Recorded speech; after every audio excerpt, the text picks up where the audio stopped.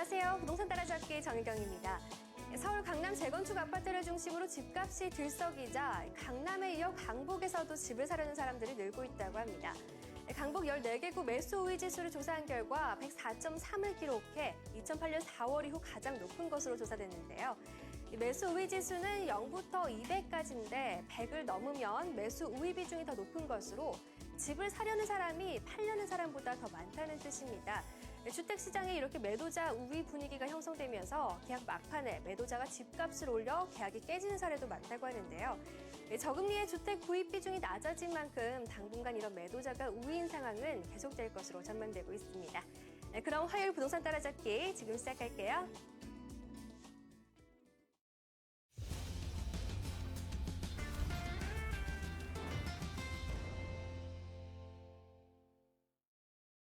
네, 부동산 고민 때문에 답답하신 분들 많으시죠? 저희 부동산 따라잡기에서는 시청자분들의 고민 전화 늘 기다리고 있습니다. 혼자서는 해결할 수 없는 부동산에 관련한 고민들 실력 있는 전문가들과 함께 해결해 드릴 테니까요. 주저하지 마시고 전화 주시기 바랄게요. 그럼 오늘 열려있는 상담번호 알려드리겠습니다. 02797-0300번, 797-0300번 열려있으니까요. 지금부터 부동산 고민 있으신 분들은 이 번호로 문의해 주시면 되겠습니다.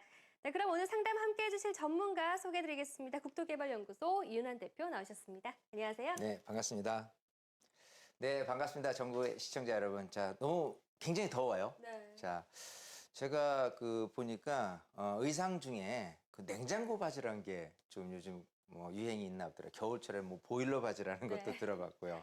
그래서 어쨌든 무더위 또 한겨울이 되면은 이런 식으로 그거를 반대로 식히려는 쪽에 이렇게 어떤 상품이 나오는데 저희 방송 같은 경우야말로 여러분들 그 머리를 시원하게 해줄 수 네. 있는 냉장고 같은 프로그램이 아닌가 생각이 되고요. 어쨌든 이 프로그램은 여러분의 시간입니다. 그래서 직접 전화를 많이 주셔서요. 여러분의 고민을 시원하게 냉장고처럼 시원하게 할 수 있는 그런 어떤 시간이니까 많은 전화 상담으로 해서 여러분 시원한 시간을 갖도록 했으면 좋겠습니다. 네, 알겠습니다. 오늘 이윤환 대표와 함께 답답한 고민들 시원하게 해결해 드릴 테니까요. 많은 전화 연결 부탁드릴게요.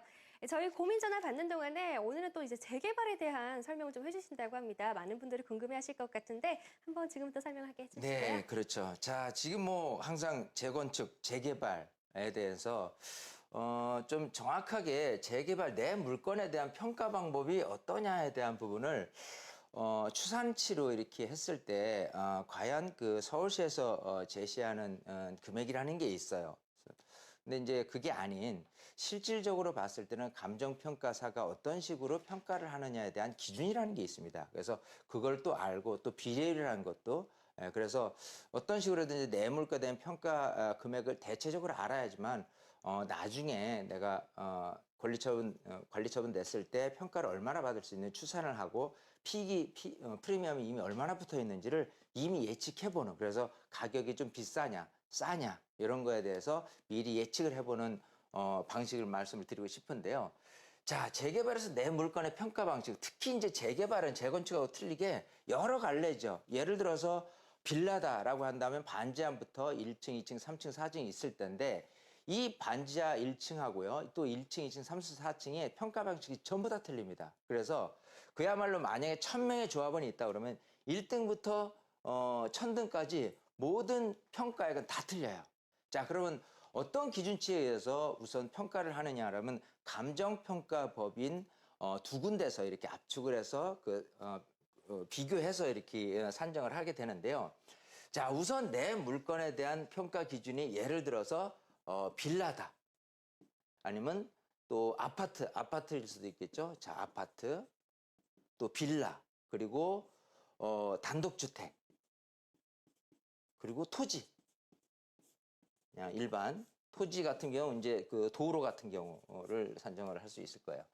자, 그러면 보통 이제 어떤 식으로 예측을 하게 되면은 개별 공시지가, 원래는 이제 표준주 공시지가를 통해서 이렇게 하는데요. 그냥 추산치로 우리가 개별 공시지가 곱하기 아파트 같은 경우는 2배를 합니다. 자, 빌라 같은 경우는요 1.8배를 해요. 단독주택 같은 경우는 1.3배를 하고요.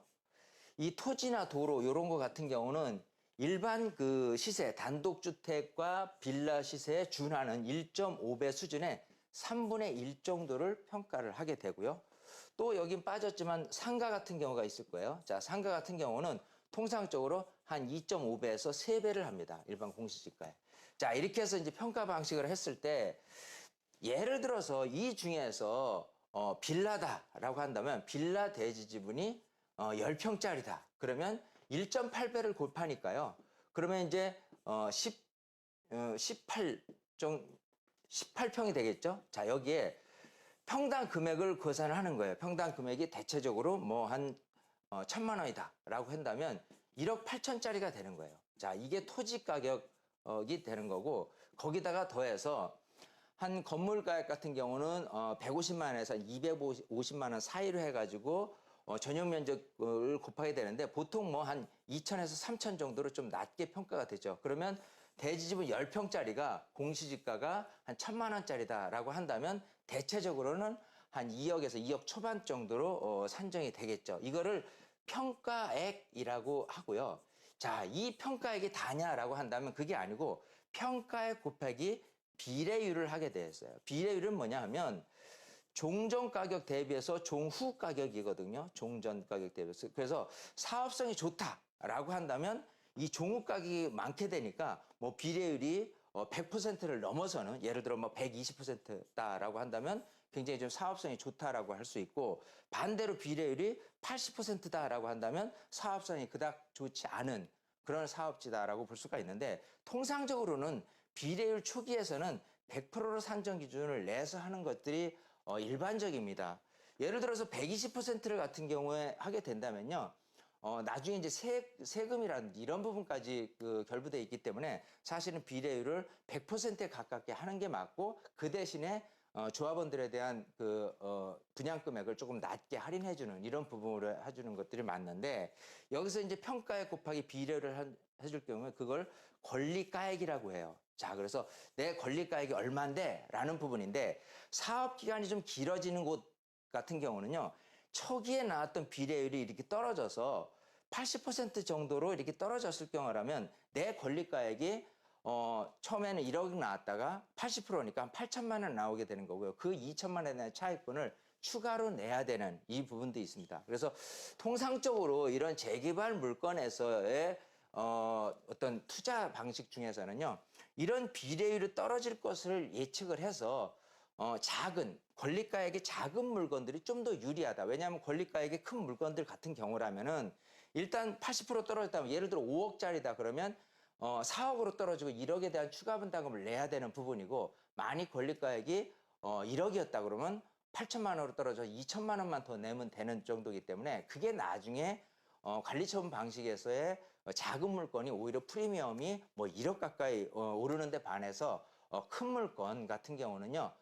프리미엄이 이렇게 많이 붙어 있지 않는 이런 부분으로 이렇게 가는 실례도 이제 거기에 있거든요. 그래서 우리가 이제 재개발 물건에 대한 평가를 조금 종류별로 나열을 해봤는데 이런 부분을 좀 잘 감안을 해서 현재 금액이 얼마 정도의 그 프리미엄이 붙어 있느냐에 따라서 내가 투자를 해야 될지 말아야 될지 이거를 잘 여러분들 분석을 해보셨으면 좋을 것 같아요. 네, 이제 재개발 지역의 매물이 어떻게 평가가 이루어지는지 아신다면 더 성공적인 투자 하실 수 있을 것 같아요. 네, 오늘 윤한 대표 재개발에 대한 내용 좀 설명을 해주셨고요. 네, 그럼 지금부터는 본격적으로 전화 상담 시작해 보도록 하겠습니다. 상담 번호는 02797-0300번 열려 있고요. 네, 그럼 저희 먼저 걸려온 전화부터 받으면서 상담 본격적으로 시작할게요. 네, 연결하겠습니다. 시청자님 안녕하세요. 여보세요? 네, 안녕하세요. 반갑습니다. 오늘 어떤 점이 네. 궁금하신가요? 네. 여기 서초구 방배 본동에 있는 현대 memphis 아파트 네, 그 49평에 좀 거주하고 있는데요. 네. 네, 이게 매도 시점이라든가 네. 아니면 요즘 뭐 장제 터널이다, 반부 재건축이다 해서 좀 호재가 있는 것 같은데 앞으로 향후 전망은 어떻게 되는지 네. 궁금해서 전화드렸습니다. 네, 알겠습니다. 이제 방배동 현대 멤피스 아파트 49평이라고 하셨는데 최근 시세는 네. 좀 알아보셨어요? 저희가 한 6년 전에 10억 3천 정도 매수를 했는데요. 네. 지금 뭐 한 11억 5천 정도밖에 안 되더라고요. 11억 5천 정도요? 네네. 네, 알겠습니다. 저희가 한번 그래서- 매도 시점도 알아보고 향후 전망까지 알려드리도록 네네. 하겠습니다. 네, 감사합니다. 네, 반갑습니다. 네, 안녕하세요. 안녕하세요. 반갑습니다. 네, 자, 서초구 방배 본동에 현대 맨피스 아파트를 보유하고 계신데 이게 49평이라고 했잖아요. 네, 자, 요거를 좀 계속 가져가는 게 좋을지 아니면 좀 네. 매도하는 게 좋을지인데 네. 좀 더 가져가실 필요가 있어요. 아, 네. 직접 거주도 하고 계신가요? 네, 거주하고 있습니다. 자, 일단 뭐 6년 전에 비해서 금액이 크게 오르지 않았다가 좀 불만이실 것 같지만 네, 그래도 좀 대형 평형이고요. 여기서 네. 내가 굳이 뭐 시세적인 관점에서 그냥 30평대를 가는 것보다는 그래도 이렇게 49평 사는 게 가격이 떨어질 염려는 우선 없고요. 오히려 가격이 올라갈 가능성이 더 있기 때문에 제가 놔두라고 말씀드리는 거예요. 아, 네. 그 이유를 말씀을 드릴게요.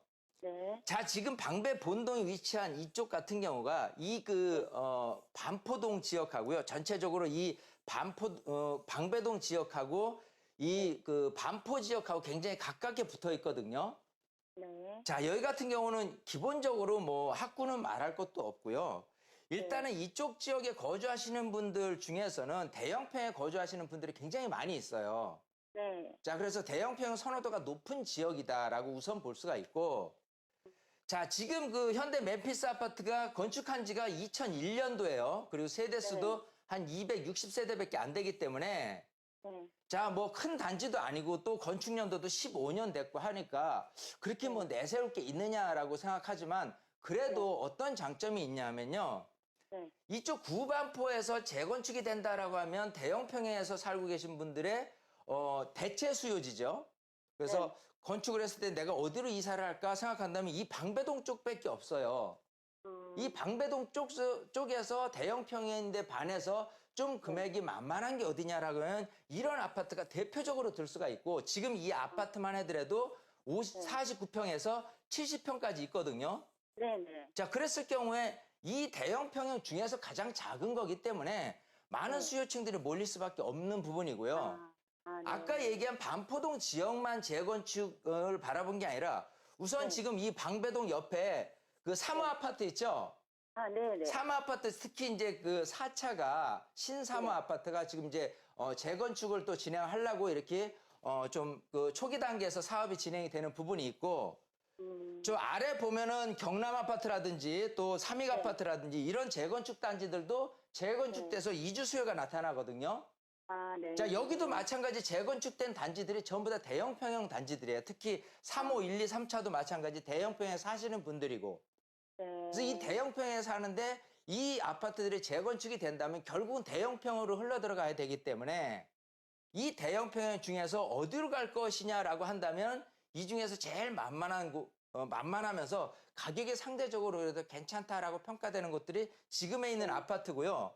네, 네. 옆에 있는 그 아파트도 이렇게 그 면밀히 살펴보면 그 방배 이편한 세상 3차 아파트 있잖아요. 아, 네, 네. 요게 내 거보다는 조금 단지도 크고 조금 입주한 지 얼마 안 됐는데도 불구하고 가격이 20억이 넘거든요. 네, 그렇죠. 여기가 지금 살고 계신 곳은 한 10억, 뭐 11억, 아까 뭐 11억 5천 정도 된다고 하지만 네. 전세 비율이나 여러 가지를 체크해서 봤을 때는 이게 11억에서 12억, 13억으로 아름아름이 올라갈 가능성이 굉장히 높아 보여요. 아, 그래요? 예, 여기는 기분 좋게 좀 몇 년 더 살고 가셔도 충분히 어떤 가격 상승 효과는 네네. 충분히 있을 것이다라고 보이니까요. 그냥 기분 좋게 거주를 하십시오. 아, 네. 방대선을 뚫리는 것도 저희한테는 호재가 되는 거죠? 당연히 호재가 있죠. 네. 예, 여러 가지 호재들이 많은데 그 중에서 가장 큰 호재는 이 집을 사고자 하는 수요자들이 누구냐이지만 원래 요즘 트렌드라고 한다면 20평대나 30평대가 주류는 맞아요. 근데 아까 말씀드렸다시피 이쪽 지역에서 대형평에 사시던 분이 재건축했을 때 이주 수요처를 생각한다면 이런 아파트가 딱이다요. 아, 네. 자, 그래서 전세 살 바에는 차라리 왜냐하면 이제 재건축을 하면서 대체 수요에 대한 아파트 같은 경우는 비과세 혜택을 받을 수 있는 부분이 있거든요. 아, 네. 그렇기 때문에 이왕이면은 전세가 아닌 집을 사려 들겠죠. 그래서 집 사려는 수요자가 늘어나게 된다면 당연히 집값은 올라갈 수밖에 없는 거니까 아, 네. 여기는 거주를 하셔야 돼요. 몇 년 더. 아유, 네. 네, 더우니까요. 기분 좋은 네네. 답변이 됐으니까 시원하게 네, 머리 네. 식히고 네. 이 여름 잘 보내셨으면 좋겠습니다. 네, 네. 아유, 감사합니다. 네, 터널 개통도 호재겠지만요. 근처 대형 평수 아파트들이 재건축을 하면서 이제 이주 수요 한번 수혜를 받을 수 있을 것 같아요. 가격 상승 여력 충분히 더 있으니까요. 네, 걱정 않고 거주를 하셔도 될 것 같습니다. 네, 그럼 저희 계속해서 다음 전화 바로 이어가도록 하겠습니다. 시청자님 안녕하세요. 네, 안녕하세요. 네, 안녕하세요. 반갑습니다. 오늘 어떤 점이 궁금하셔서 전화 주셨나요? 네, 제가 지금 서울 강동구 암사동 선사현대 아파트 24평형에 거주 중이거든요. 네, 네, 매매는 작년 7월에 했고요. 네, 근데 지금 뭐 2018년 이후로 이제 뭐 고덕지구라든지 아니면 뭐 미사지구라든지 남양주 뭐 다산지구라든지 이제 신도시들이 옆쪽으로 많이 생겨서 네, 이제 입주 물량들이 굉장히 많이 늘어날 거예요. 근데 네. 거기에 대한 저희 영향이 좀 궁금하고요. 네. 암사동에 대한 영향이 좀 궁금하고, 그다음에 저희 만약에 선사현대 아파트 24평형을 지금 살고 있는 데를 매도를 하려고 하면 네. 매도 시기는 언제가 좋을지가 좀 궁금해서 전화드렸습니다. 네, 알겠습니다. 이제 공급 물량 때문에 이제 조금 걱정을 하시는 것 같은데, 암사동 선사현대 24평, 작년 7월에 지금 얼마에 매수하셨죠? 저기 3억 7,500에 매수했습니다. 3억 7,500이고, 최근 시세는 비슷한가요? 아니면 올랐나요? 약 4억 정도로 거래가 되는 걸로 알고 있어요. 4억 정도요? 네, 알겠습니다. 선사현대 아파트 향후 전망 알아보고 매도한다면 매도 시기는 어떨지 여쭤보도록 하겠습니다. 네, 반갑습니다. 네, 반갑습니다. 안녕하세요. 네, 네. 자, 지금 그 강동구 그 암사동의 선사현대 아파트를 작년에 구입을 하셨는데 24평을 네, 요게 조금 조금 가격이 약간 올랐어요. 네, 자, 좀 걱정되는 거는 근처에 이제 미사 강변 도시, 미사 하남 미사지구라든지 다산 신도시라든지 자, 이런 것들 때문에 혹시라도 조금 전세금 빠지고 좀 매매 금액 빠질 수 있는 부분 때문에 좀 걱정이 되시는 것 같은데 네. 일단은 여기 같은 경우는 그 조금 더 가져가셔도 충분하다라고 보입니다. 장점이 네. 굉장히 많아요. 우선 지금 이 아파트 단지가 이제 세대수가 3,000세대잖아요. 네, 맞습니다. 자, 그리고 이제 2000년에 입주를 했단 말이에요. 네, 자, 지금 이제 내가 좀 경쟁 상대라고 본다면 내 거보다 새 거인 아파트, 그리고 이런 36,000세대의 하남 미사지구, 택지지구, 또 마찬가지 다산 신도시, 이런 것들이 경쟁자가 되는 거는 맞아요. 네. 자, 근데 여기서 봤을 때 실제 이런 아파트를 필요로 하는 거주 수요자들의 현재 모습을 보게 되면요. 이쪽이 암사동이나 천호동 쪽에서 생활하시는 그 다세대 빌라 거주하시는 분들이 내가 조금 새 아파트를 가고 싶다라고 했을 때 이런 문턱 저런 문턱으로 이렇게 가게 될 경우에 우선 미사 강변 신도시 같은 경우는 지금 가격이 많이 올랐고요. 네, 여기가 지금 이제 거의 4억인데 반해서 여기 같은 경우는 지금 이제 5억이 넘어가는 추세고요. 특히 이 미사 강변 신도시에 20평대는 거의 없어요. 네, 맞아요. 자, 그래서 공급량의 특수성이 있기 때문에 특히 24평 같은 경우는 가격은 절대 무너지지 않습니다. 지금 제가 알기로는 전세 금액만 하더라도 한 3억 5, 6천 되거든요.